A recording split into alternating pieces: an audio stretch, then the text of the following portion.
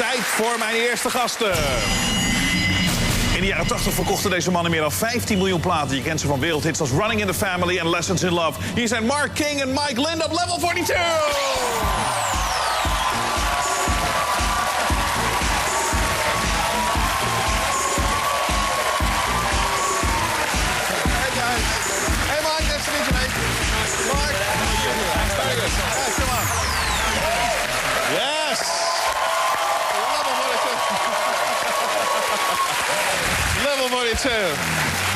What were you guys staring at in there? Do you know, we were set up, man. He said you're going to go out that way, and we just stood there. And you thought, that's a shitty set, man. That's a shitty set. But you know Borat, we had Borat on the show a couple of weeks ago. Oh, he's a funny guy. Yeah, he's a funny guy. Yeah. He actually took a shit in there. Oh, yeah. Oh, no way. The doors opened, and he was sitting in the corner having a dump. He's a very funny guy. He's a good guy. Did you see the Ali G stuff that he did earlier on? It's fantastic. Yeah, it's very, fantastic. very I love the stuff. Well, it originated in Britain, of course. Yeah, well, he had this whole, this other character called Ali G, where he was playing this, I suppose, streetwise West Indian. And he used to have this yellow jumpsuit and stuff, and he used to interview politicians.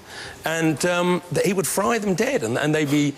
I don't know, they just seemed to suck in, and everything he asked them, they would answer dead straight. And he would ask guys from the CIA questions and things like this. It's fantastic. Man, fantastic. Yeah, he was a white guy, but he sort of pretended to be black, something like that. Yeah. And there's actually another character that he does. It's the gay guy, Bruno. Oh, I haven't seen that one. Well, now, apparently they're offering now, because the movie Borat is such a big hit, in the States huge, as well. Yeah. They're now offering like $35 million just up front to make a movie about that character. So Borat-style character. It's fantastic. Yeah, he's a clever guy. He's a very clever guy. So, guys, welcome to the show. Thank you. You're Mike, you're Mark. That's right. Mark, because I was on the radio for many years, DJ, and every time we played a song by Level 42, we always sort of mentioned, well, Mark King, apparently he lives in Holland. Is that true? No, it's not. But I've had two Dutch wives, and well, I've still got one. Really, sort of like this Muslim kind of thing, two wives at the same time. Yeah. Oh, I wish. No, it wasn't that much fun. But you've had two. I met my first wife when we toured. When was it? 1981. 81. Yeah. And you see, we have a great relationship and a real warmth with Holland. It's true. They've been very supportive over the years. Fantastic for us. The first place that we were successful anywhere in the world was in Holland. Was with hot water, right? It was. No, actually, it was Love Games. Love Games. Yeah. Okay. Yeah. And we'd done a support tour with the Police, and that was like our first time. That was actually going through Germany, and then we came from Germany into Amsterdam, and we did a show at Paradiso, and that was fantastic. With the Police? No, not with the Police. Actually, with this, the Police had now gone off to the States, and we came in here, and we got our first TV show, and it was amazing because for us, it was our first experience of being famous. So now I get the picture. Okay, so the first year, Holland actually was the first country you had success in. Yeah. So it was your first, Mark, your first confrontation with groupies. Yes. So there are the two Dutch wives coming. There we go. That was it. It was the first time, and what was the first Dutch wife's name?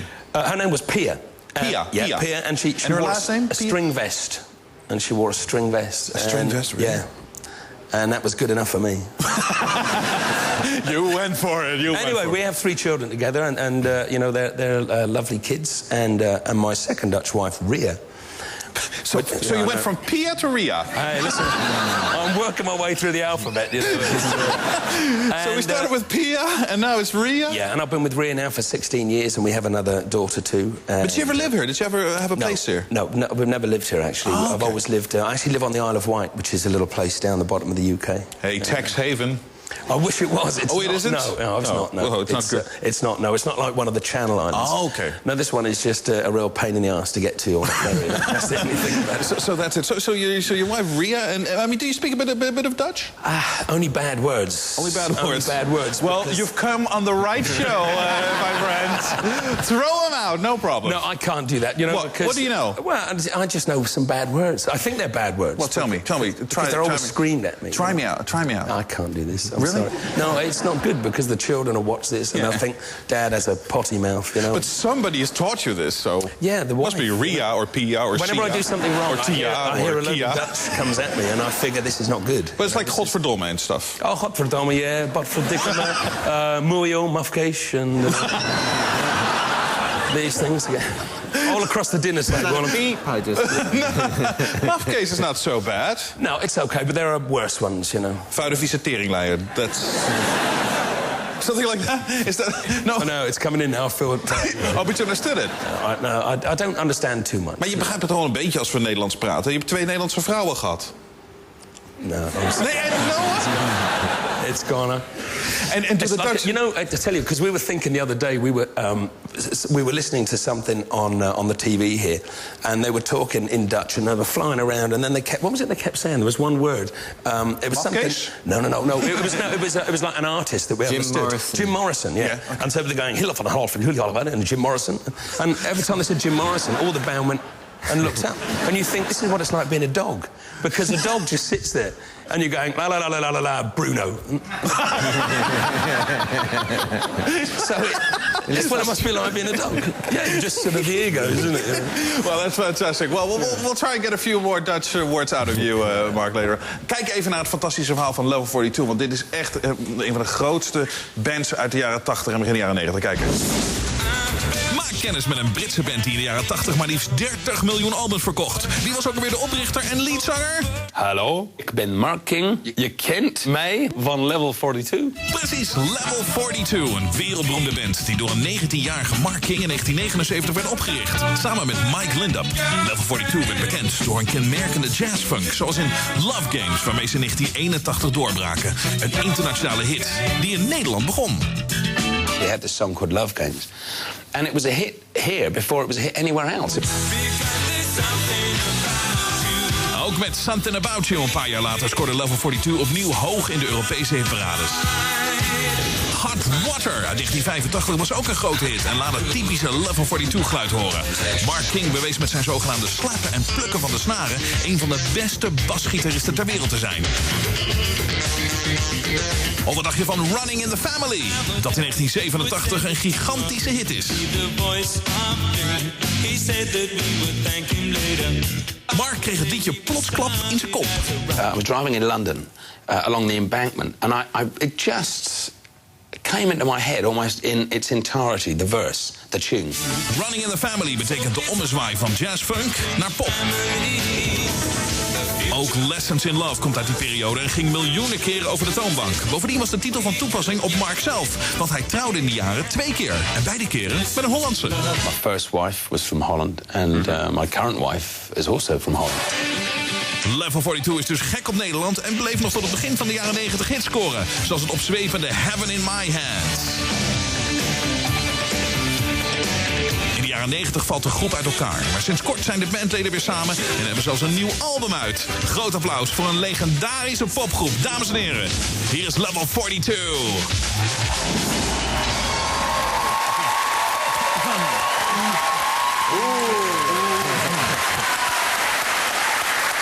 I mean, I caught you there, Mark. Because, I mean, hij begrijpt veel meer Nederlands dan dat het doet. Hij verstaat, denk ik, gewoon alles. I mean, you understand everything. Because in the VT, or in the middle, I said... hij is een van de beste basgitaristen ter wereld. En he went... Me? You understood that? Some things... Do you know, so when you look at old film like this... you realise the power of gravity, because when you look in a mirror now and you think, what happened? Why have I shrunk? It's a terrible thing. It's a terrible... How old are you now? I'm 93. 93! So a little bit of Botox and... Yeah, I wish. There's not enough in the world, but I think... no, I'm 48 years old. Mike, you're 47. 47. Tell us a little bit about the history of the band. I mean, did you start the band? No, we started it together. Started together. We used to hang out, listen to records. You know, we were into kind of the same kind of music, James Brown and Cream and Stevie Wonder and stuff. And, you know, we were all musicians and we thought, yeah, it'd be great to get together and play. So I organised somewhere at the college where I was studying and we had a room and we used to get and jam in the room and that's really where it started. And what was sort of musically, where were you at the time? Where did you start out from? Well, we came in, we were sort of hoist on the world as being a jazz funk band. But in reality, Robert, we had so many other stars of music that we liked to play because we really wanted to sort of be serious musicians. So we didn't sing for a start. It was all instrumental stuff. And it just so happened that our first producer, Andy Soiker, he liked one riff we played, which then became a song called Love Meeting Love. And that was really what gave us the direction, because it came with an audience and everything. So, you know, we owe him a debt of thanks. Unfortunately, he died about 3 or 4 years ago, so... Right. But what's interesting about you in that process is, I mean, you've become one of the, you know, everybody you meet, every musician praises your technique when it comes to, you know, the bass guitar. Well, yeah, thank you very much. But I mean, it wasn't your first choice, was it? I mean, no, it wasn't. No, I wanted to be a drummer. Mike was a drummer. We were 3 drummers in the original Level 42. That would have been a weird band. It would have been. Yeah, not the most interesting band. The most interesting music. Yeah, as if one drum solo. Wow, would that have been headache-inducing? 3. And now another drum solo. So 3 drummers. But so you wanted to be a drummer first? Wanted to be a drummer, but I did that thing that you do when you young musicians always sort of leave to find their fortune somewhere else. And when I just moved to London, I got a chance of a gig, you know, to become famous in Austria. With these guys who said, look, come to Austria. He said, everything's going to be brilliant. So I put my drums and my records and all my clothes in the car, and we went off to Austria, like 2.5 days across Europe. And the guitarist that we were going across with, Bill Lee's gang, had the smelliest feet I've ever smelled in my life. It was unbelievable. And to try and stop the smell of his bad feet, he used to put Germaline on. Do you know, like an ointment, which is like an antiseptic ointment? I can still smell it now. It's like, anyway, well, that could be Jan, really. That could be Jan. Yes. Sorry. But anyway, you know, we got there, and of course nothing happened, and I was there for 2 months, and winter came when we got starving, and I had to hock my drums to get the ticket to come home. Really? So I came back with no records, no clothes, no drums, nothing, you know, only a bruised ego. And that's when we started sort of jamming around, really. Then you started to pick up the guitar? Yeah, then I changed the instruments, because Phil Gould, who was the original drummer, he now had the drums. I had no drums, and Mike was piano. So where this whole technique, like the slapping technique? Yeah, it's like... I mean, you have the people say you have the fastest hands in the world, and that's, by the way, why the Dutch women like you so much. Really, yeah. But there's... Yeah. Well, you know, You do wonders with hands. That's what Ria, Pia, and Sia, and Tia have said to me. That's right. Yeah, I haven't finished yet, girls. It's like drumming. It is like drumming on the bass guitar, Robert. It's two hands. Well, where did you get that from? Did it originate with you, or did you see it? No. There are guys. I mean, Larry Graham is pretty much sort of from Sly and the Family Stone back in the 70s. He's the first guy that really started slapping and pulling. And then there's another guy called Stanley Clarke who was just fantastic at this. And these were guys that I you know, just sort of aspired to. Not that I wanted to be a bass player, I wanted to be a drummer, you know, but these were amazing bass players. So when the opportunity came to play bass, I think that was my good fortune, really, because I didn't really care about it. So I was just able to do this stuff, because I was just figuring it was just a matter of time until I got my drums back, and then I could do the serious thing, you know. Wow. And it just never happened. But isn't that, I mean, you hear that all the time, and you really wanted to do something else, so you just went for something else. That made you sort of famous, it made you big. I think it was just, like I said, my real good fortune, you know. Yeah. But you wait, one day when I get my drums, you get the drums really, back. Really famous. You get the drums back. So a couple of hits. I mean, how many years did it take after you sort of, you know, the band started playing together? And how many years? Well, it sort of built up but it was 5 years on, really, that we really started to hit it. So you guys were able to build it up in 5 years, but then you guys hit the big, I mean, the jackpot. I mean, the big time, because hit after hit after hit after hit after hit after. Well, I think if you're smart, Robert, you know, you can kind of study this thing, and you can learn to become a better songwriter. And we were doing that, because from the first thing when it was all instrumentals to by the time we got around to 1985 and we were writing Lessons in Love and Something About You and Leaving Me Now and It's Over, Running in the Family and To Be With You Again, these were international hits, not just little jazz funk things. Wow, but just to hear you say it, I mean, that is just a string of hits. That's fantastic. It was a good period for us, that's for sure. What's your favourite song of the big hits, Mike? I hate this question, I have to say, because I really like the variety, and you know, because each song. First question I ask him, he says he hates it. I hate all of them. They're all rubbish. No, but you see, each song connects to like a different time. Like I can remember what we were doing when Lessons in Love was out and a hit, and then it was like a different thing when Children Say was out. And Children Say, another great song. And Running in the Family. What's your favourite? Well, I'll tell you, Children Say has very good memories for me, actually, because we had a great time in Paris shooting the video video for that. And it was also, it was the first time that Mike and I were out on our own, because two of the original members had decided to quit the band. So it was really scary. And then Gary Husband came in, and Alan Murphy, and then we sort of started this next chapter, which was, it was just a really, really exciting time. So now let's move forward to the early 90s. I mean, what happened? Because you sort of, I mean, you were off the radar for us for a while. Yeah, I mean, that's it was true, sort of, but why did you need some time off? Was it sort of... It seemed to, you know, we've been going for 15 years, Yeah, and that's 15 years is a long time. And you have, I mean, my whole first family life was spent out on the road. Yeah. And, you know, I had 3 children, and when you come around to 1994, we just needed a break, really, and not just a break from each other, but a break to go and find out that there are other things in life aside from music. Because, I mean, if you're so successful, I mean, for 15 years, I mean, everything, I mean, life is a little weird, right? I mean, it's very odd. It's very glamorous, but it's very compressed. Yeah, but it's tough, you know, it's hurry up and wait. So much of your time is spent, you know, doing... I mean, it's great to come on this show, Robert, and stuff, but when you're doing a load of these things back to back, there becomes this feeling of unreality. It's not real, you know? You come in, you swan, and the lovely people give you a clap, and they think that you're something other than you really are, and you're just another guy. Did you go through that period where you really sort of, yeah? I did. I found really thought your really shit smelled better than... disconnected. No. I never thought I was better than everybody else. I always felt that I was just the same. I couldn't understand why everybody kept saying we were better than everybody else. But it wasn't like, you know, you're walking to a kebab shop and you wanted an applause. It's no, not at all. No.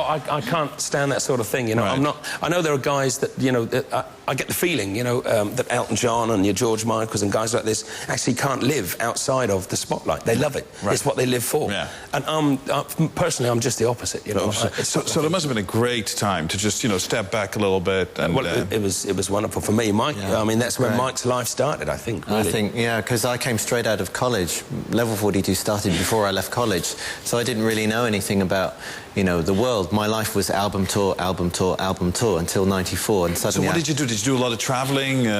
I did some travelling. I spent a lot of time at home. I visited friends. I found interest in sort of courses in life, the universe and everything. And, you know, eventually I met my wife and, you know, got married. And so this was really fertile time. So now to come back, because I'm playing with Mark for the first time in 12 years. What's that like to now tour again? And it's just amazing. And the dance you do play the classics, right? Of course. Oh, sure, yeah. Because I hate that when bands, you know, they get together and they say, we don't do the classics anymore, and you hear some shitty new stuff. Listen, Rob, I'm also a music fan, and I know that, like, if you go and... one of my heroes is Todd Rundgren, and if I go and see a Todd Rundgren gig, you know, which I do from time to time, I really want him to play some of the stuff from 1972, 73, 74, 75. You have to do that. That's the stuff that I really dug from him. And yeah, you know, and then he puts in a couple of new songs, that's cool. But if they don't play the old stuff, I feel cheated. So we always play all the old hits, you know. That's fantastic. And the new album is out. It's interesting to hear that you guys are back. It's a good album. Retroglide. That's actually a cool name. Retroglide. It's pretty hip, isn't it? Yeah. Pretty hip. Retroglide. Yeah. Retroglide. And you're going to do the song Dive Into the Sun for us a little bit later. That's right. Absolutely. But it was fantastic meeting you guys. Fantastic having you guys on the show. Great meeting you too. All right. See you. Level 42. Thank you. Mark,